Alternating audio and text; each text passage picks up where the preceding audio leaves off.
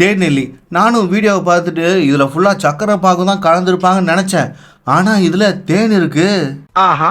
இவங்களே அதை போட்டிருக்காங்கப்பா. என்ன ஒன்று, தேனுக்கு முன்னாடி சர்க்கரை இருக்குது. அப்படி பார்த்தா சர்க்கரையை அதிகமாக சேர்த்துட்டு வேறு வழியே இல்லாமல் தேன் போட்டிருக்கோம்ல, அதனால தேனை கொஞ்சம் கம்மியாக ஆட் பண்ணிடுறாங்க போல். இதோட விலை 12 ரூபா. தேன் விற்கிற விலைக்கு 12 ரூபாய்க்கு நெல்லிக்காயை தேனெல்லாம் ஊற வச்சு தந்தா வேலைக்கு ஆகுமா? அதனால் சர்க்கரையில் ஊற வச்சு கொஞ்சமாக தேன் ஆட் பண்ணியிருக்காங்க. இதெல்லாம் ஒரு பிரச்சனையான்னு கேட்டால் அது பிரச்சனை கிடையாது. இதை தேன் நெல்லின்னு பேர் வச்சு விற்கிறாங்க பார்த்தீங்களா, அதுதான் பிரச்சனை. பேசாமல் அதுக்கு பதிலாக சக்கரை நெல்லின்னு வச்சா யார் கேட்க போகிறா? எல்லாரும் இதை தேனில் ஊற வச்ச நெல்லிக்காய் அப்படின்னு நினச்சி தான் வாங்கி சாப்பிட்றாங்க. ஆனால் உண்மை அப்படி இல்லையே. என்ன பண்ணுறது? உங்களுக்கு தேன் நெல்லிக்காய் தான் சாப்பிடணும் அப்படின்னு ஆசைப்பட்டா பேசாமல் நீங்களே நெல்லிக்காயை வாங்கி தேனில் ஊற வச்சு சாப்பிட்டுக்கோங்க.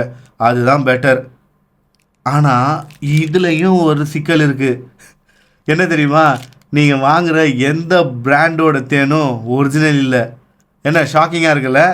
அதை பற்றின வீடியோவை நாம் நெக்ஸ்ட்டு பார்ப்போம். அது வரைக்கும் பாய்.